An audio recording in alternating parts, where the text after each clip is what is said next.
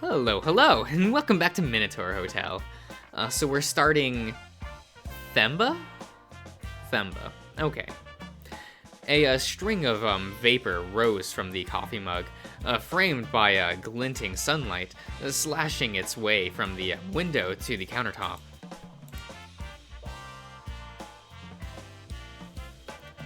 Here, let me turn down the audio in my headphones real quick. It's a bit loud for me. It looks good on the levels, but that was a bit loud in my ear. The kitchen smells of aged wood, spices, dust, and unbathed men. The house as a whole, meanwhile, could not let go of the scent of greatness and bitter old age. A trunk wrapped around the coffee mug. No, excuse me. And brought it to a mouth rougher than uncut gemstones. A scaled mitt clawed a smartphone screen as it scrolled down the newsfeed. The other hand scratched the man's stomach. After seeing one tragedy too many on his screen, the great beast lifted his head to gaze instead at the window and the world outside. His ears flopped, stirring the stagnant air in the kitchen. He noticed his own scent, sharp, almost offensive, mixed sweat with rocks and clay and dust. Ooh, okay. He should shower, he knew. It was right and proper, but for what? There was no one around to witness his hygiene, or lack thereof. Neither was there any worthwhile task commanding him to dress up for the occasion. This would be another lazy day spent trying to find a distraction, ignoring the glaring issue that had consumed his family for decades now. The great beast sighed. He should call his dad, ask him how his recovery was going, but he knew well how even a gesture as small as that could flare up the old man's condition. So he waited, as his family had done for decades. He did their small duties managing a stable portfolio of investments and transferring retirement funds to an ever-dwindling list of survivors. Just another day, suspended in time, and away from their purpose.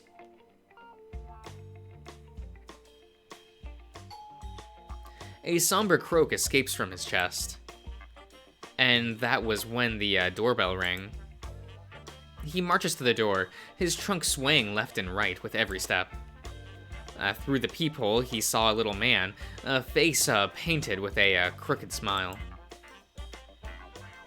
He had odd features. How uncomfortable it was to see one with such Mediterranean traits in John. Yes. The little man must have heard the beast's heavy footsteps, for he answered before the house's residents could even speak. A special delivery for Mr. Mandel... I don't know.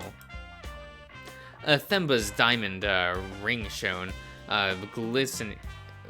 brilliantly when he opened the door.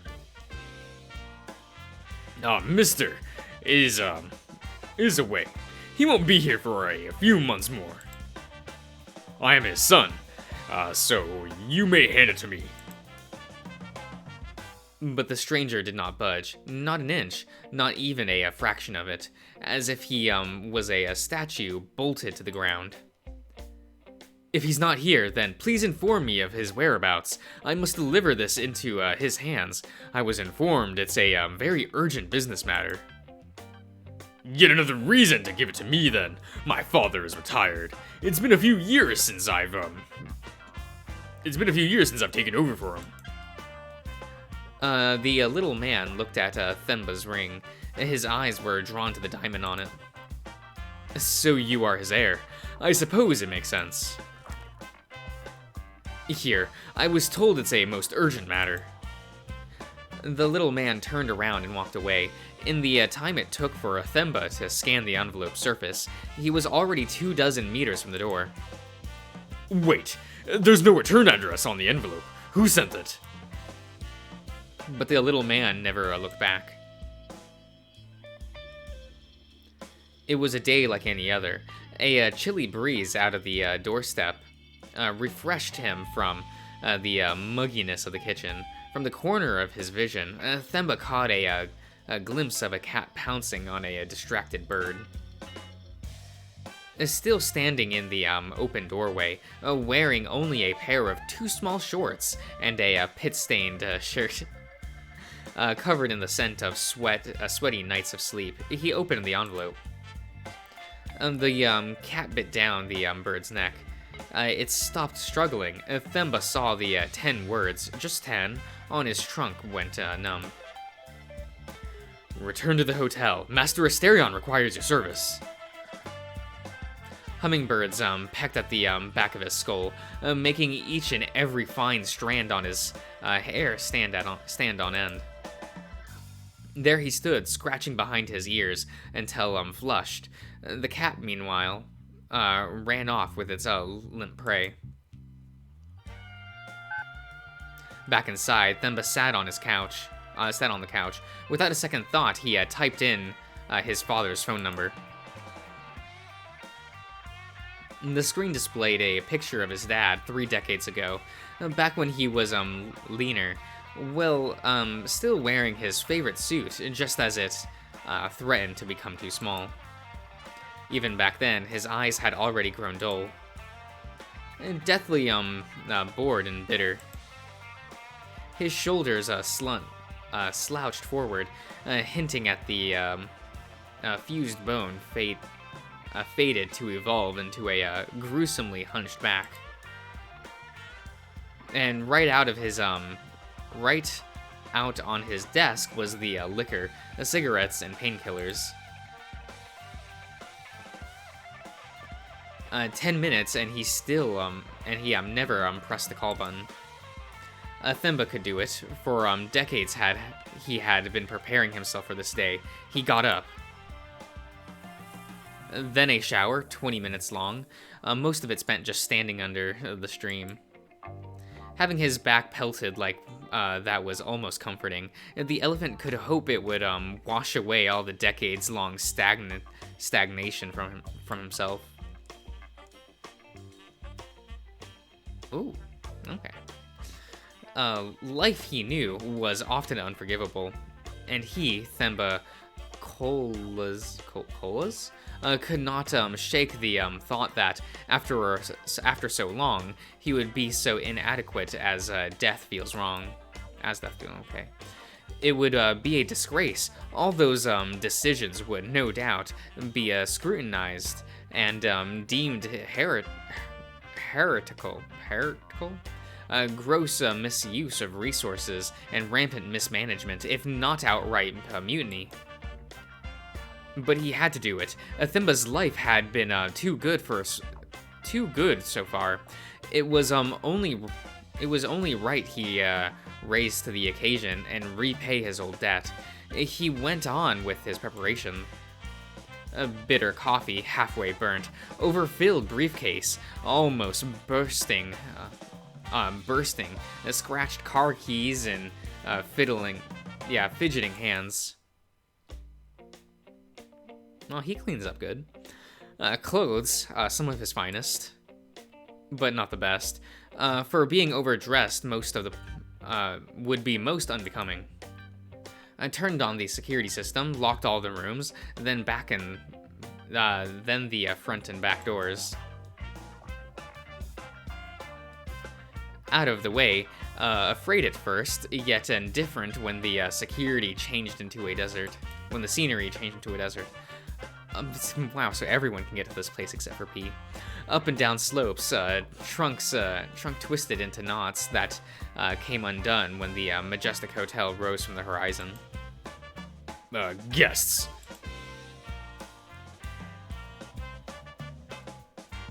Excited when he parked his car beside the others.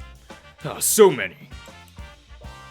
As As a boy, the double doors had been too heavy for him, but today, pushing both at the same time feels like justice, and bliss has met at last. Despite all the reasons to be afraid, for a moment Thenba allows himself the luxury of believing everything will be fine. And breathe in, hold it for 5 heartbeats, then out, just like his father taught him.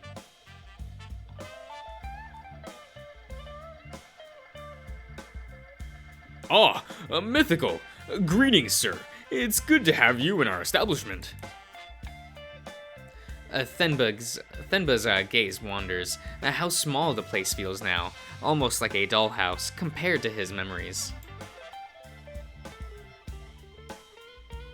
But one thing remains exactly like he remembered it.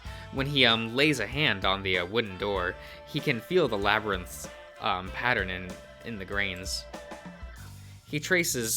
Today he traces a claw over them, but a claw, just like he did as a boy. Good morning. Good morning. I hope you are having a fine day. The dragon, how curious, nods in courteous gratitude before launching into his welcoming spiel. This is a hotel for all who need shelter and a place to rest. I am sure you must be confused. No, excuse me. If you wish, I can answer any and all of your questions. That won't be necessary. I am well acquainted with... Here. Could you please take me to the master? I have matters to address with him. Master, Mr. Josh. Do you know him? Pardon. I meant Master Asterion. He... A nervous cough crept up in his throat. Would it be too proud or excessive, perhaps even egotistical, to hope he will be remembered? He might recognize my name. Tell him Thenba Kalas, son of this word, is here. My father could not come, so I am here in his place. It's an honor making your acquaintance, Mr. My name is Kota, sir. And I see. I will bring Master Asterion at once. Thenba looks at the pot decorating the reception. It feels like being back home.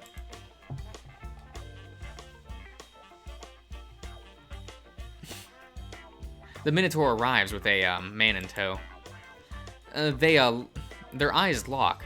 Shame already boils over Thenba's ears, like he is merely some presumptuous child again.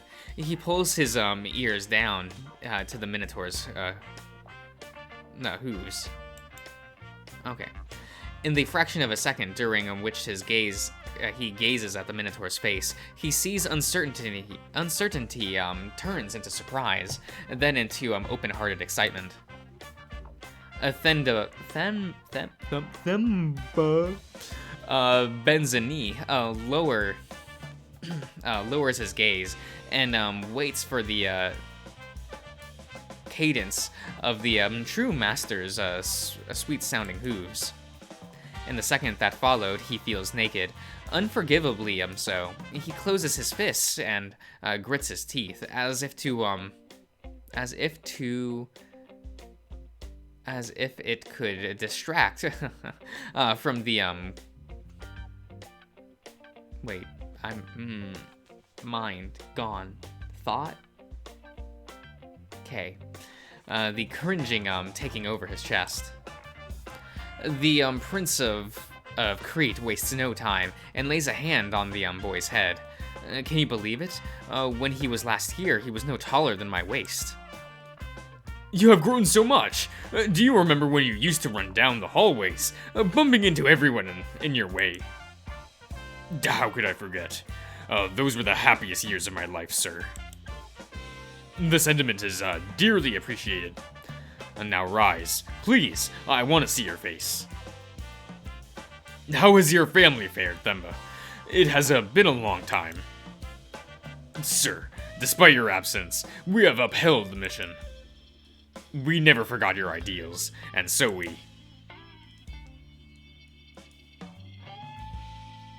Oh, okay. To the best of our abilities, we searched for and located nearly all of this displaced employees and their families. For the last 8 decades, we took it as our goal to make sure they received their due compensation, that they were taken care of, and live to enjoy a comfortable old age. We were not perfect, and a few escaped our grasp, but my father did his best for the hotel's mission. The Minotaur's arms lose all strength. His ears flick back and forth to blow away the storm of hummingbirds pecking at the back of his skull. Even before Thenba finished, Asterion is already closing his eyes and digging his hooves on the floor to contain the dizziness overtaking him.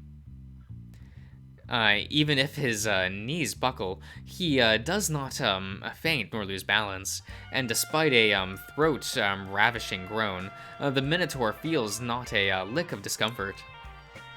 He lets out a well-earned sigh of immeasurable relief and regains his composure.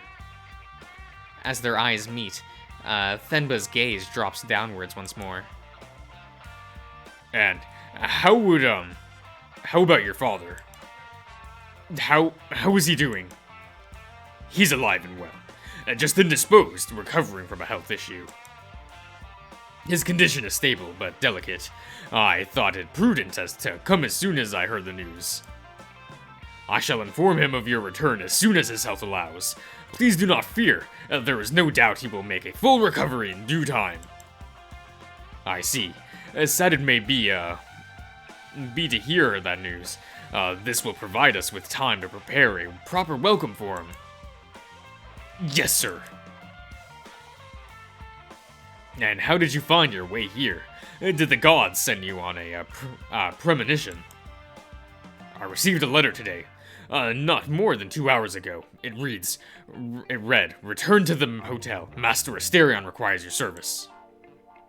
Wasn't that your lordship's doing? I'm afraid not, although...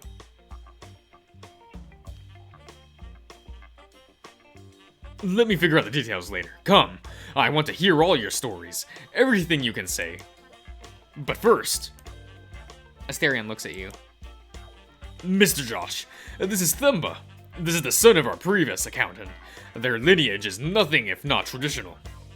As I am not surprised he kept to the family business. Certainly, sir. I follow my father and grandfather's trade with all the pride in the world. They have been with us for centuries now, are responsible for hotel's finances, and making sure our employees are taken care of well into their elderly years. He is a Groot sling. Wait, a Groot's a sling? From South Africa. Their lineage is a very ancient one. A legend says that they were one of the first beings created by the gods. And now, Thenba, Mr. Josh is the hotel's current master. It is he who we must thank for our prosperity. Like an anchor taking aim, Thenba's gaze locks on your eyes. Before you can muster up any words, he extends his hand for a firm handshake. The new one. Yes, it is a pleasure to make your acquaintance. His grip lingers, and so does his gaze, appraising every single feature on your face. Pardon if it is somehow indelicate, yes. But I must say your face is altogether unfamiliar. Finely so.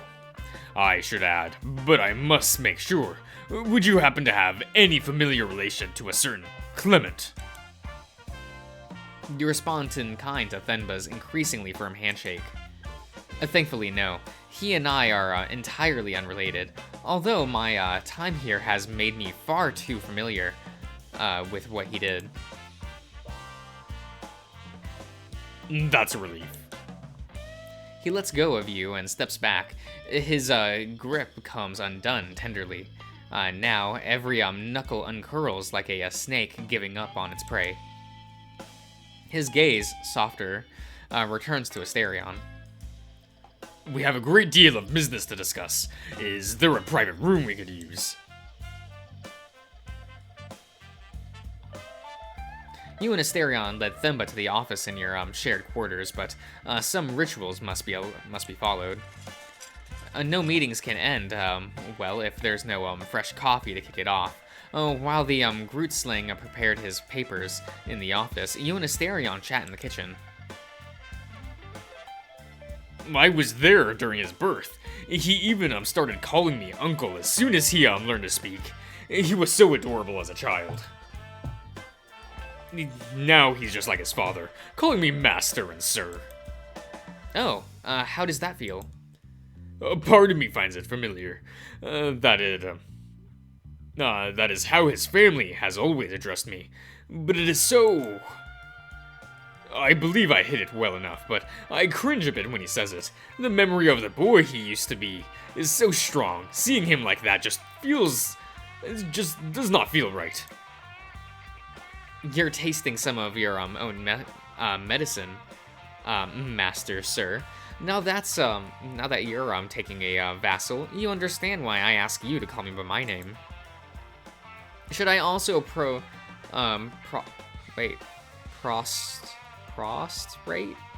as well? Oh, honor. Most honored Prince Asterion.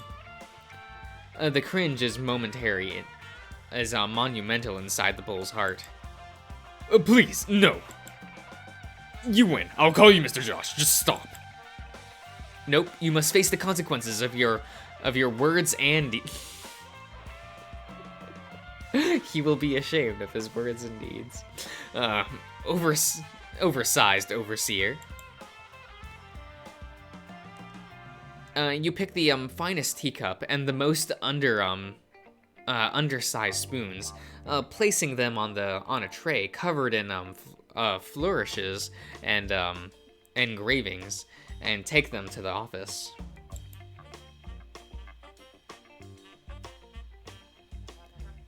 And to make a show of pouring the coffee, first for Asterion, then to Thenba, and at last yourself.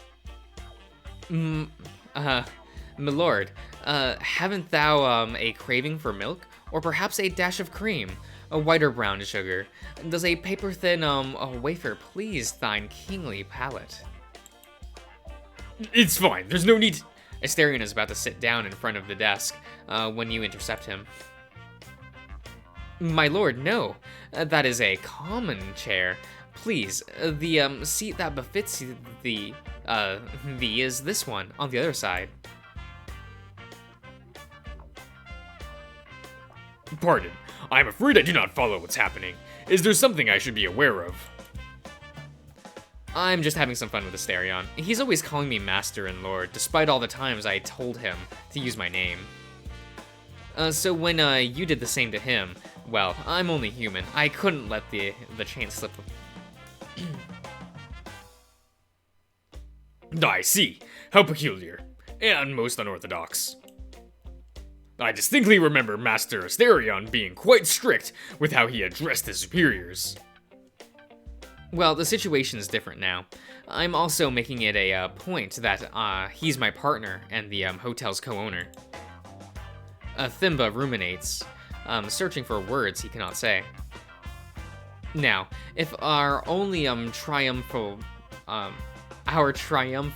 Master Asterion, sir, would stop calling me such silly names, at least we would have equally and justice among. At least we would have equally and justice among men. Yes. Would it be indelicate to ask why? Why what? Why are you putting Uncle Asterion as your equal? Because it's the right thing to do, and that should be more than enough. I understand, sir. No, you can just call me Mr. Josh. Very well, sir. I helped to raise him, my lord. He knows all my tricks. We can gang up on him, Asterion, sir. No, none of that. Let's cut to the chase. Don't we have plenty of business to discuss? I suppose we do.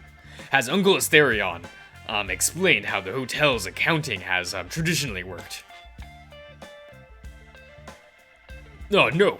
We haven't gotten to such specifics just yet. We have been needing to focus on a few bigger issues first. Well then, it's quite simple. As you know by now, Mr. Josh, the hotel has to compensate its employees. Sadly, the realm refuses to produce currency, and even if it did, that would be a counterfeiting. Fortunately, there are many loopholes that we have exploited over the centuries now, the easiest being producing gemstones. The hotel's employees used to be happy at the prospect of being compensated with rubies and emeralds. But problems often arose when it comes time for them to return to the outside world. Selling large gemstones attracts far too much attention, you see. Their safety was often at risk. That's when my family began its employment under Master Asterion. We were tasked with discreetly selling the gemstones, laundering the money, and making sure the employees earn their wages in their preferred currency. Asterion, since when have you been laundering money? Every day.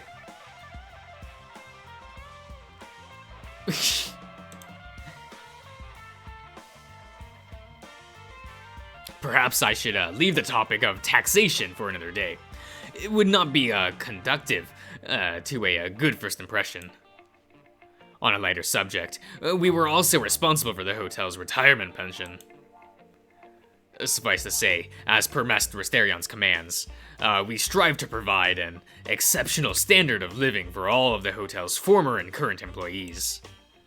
On this topic, Uncle Asterion, there is much I have to tell you. Without your guidance, we were without clear direction. There was no standard procedure for anything like what Clement did. So my father, thinking back to the hotel's mission and leadership, designed a plan he believed would be to your liking. Immediately after the incident, he searched for all of the hotel's employees, one by one, and made sure they were safe and sound. The majority of them did not have the opportunity to retrieve their savings from the hotel's safe, so he made sure all were correctly recompensated for their time and inconvenience. That did mean pulling from the hotel's bank funds without your explicit permission and contrary to standard procedure. Good. This is indeed what I would have asked of him. Thank you, Master. Father will be glad to know his choice earned your approval. Moving on, the search for all the employees took 5 years.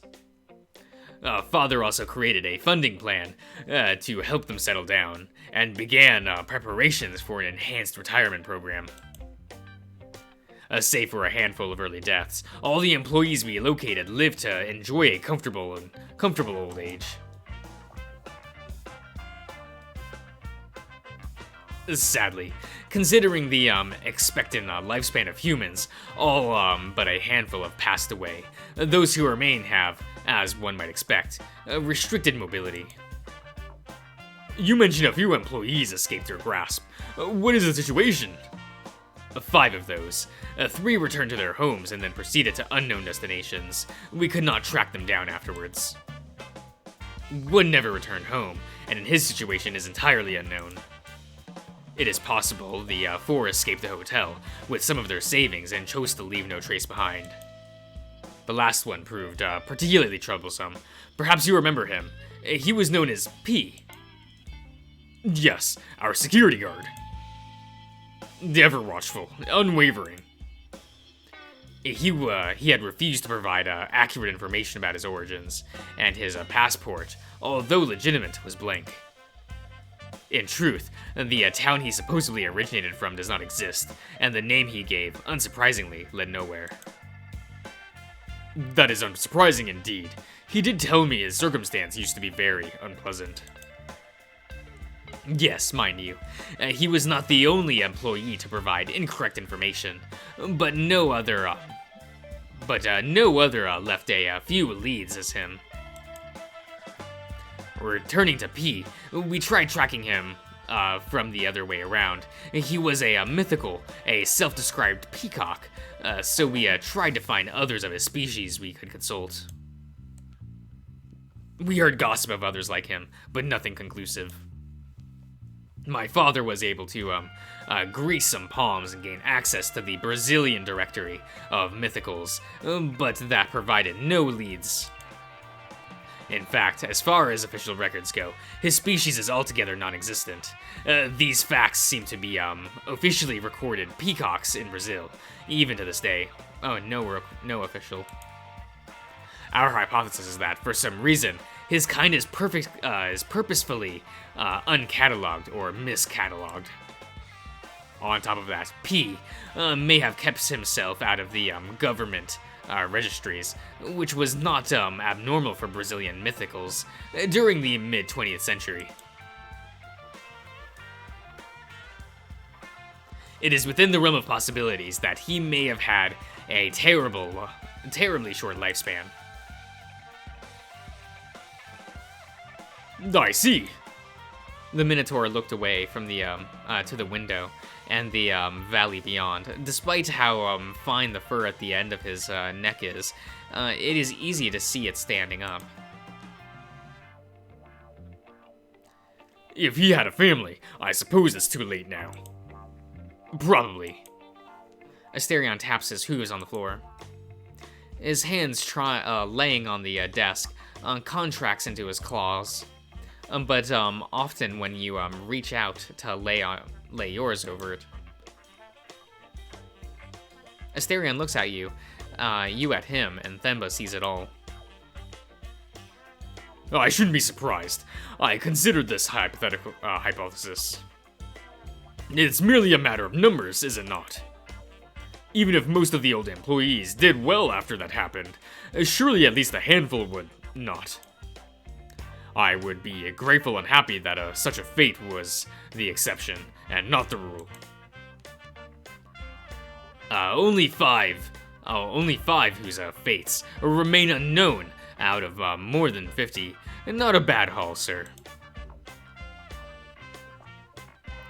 This is true. I'll just need some time to think it through, some more.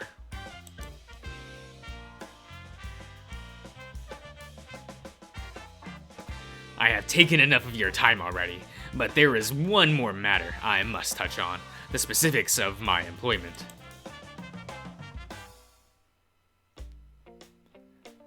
Historically, the hotel's accountants have operated independently from the master. In fact, we respond directly and exclusively to Uncle Asterion. This was decided centuries ago, as a precaution against any master who might try to empty the hotel bank account in advance of his retirement. A policy which, I must highlight, guaranteed that Clement enjoyed not a single penny of Uncle Asterion's money after what he did.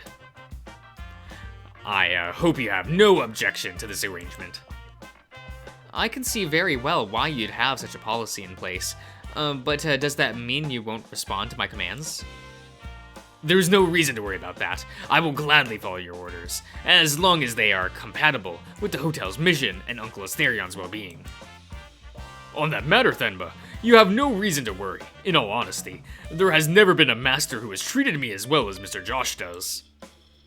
He went so far as to sign a binding contract that effectively makes him unable to send me out to the valley. Is that so? The Groat slang, okay, directs his gaze to you, not quite so fixated on your eyes, and filled with something close to a childish hope. That is enough for now, Uncle Asterion. I brought some luggage with me, as you might expect. I intend on staying for a while. Good, we need the help. I shall take my leave for now. But prepare yourself. I'll require your time soon enough.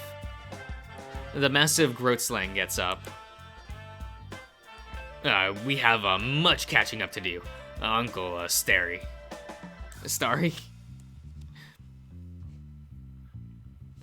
And with no further ceremony, he leaves. So how does it feel seeing your your nephew again? Better than I could have ever imagined. I'll sleep very well tonight. Themba has checked into the hotel and is now available in the yes. You can now choose to spend time with Themba managing assets. This will put all his stat points towards obtaining raw materials. What? Wait, what? You can now choose to spend time with Themba managing assets. This will put all his stat points towards obtaining raw. That's neat. What? Well, I like that. I like the sound of that. Asterion leaves the office, taking the empty coffee cup with him, giving you time to plan what you do for the day. It would seem rude to put Themba to work right away, but he did seem eager to do so.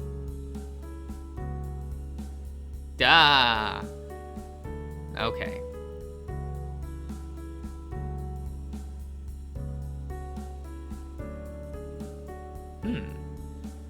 Well, I'm going to end the part here, so I'll see you around, everyone.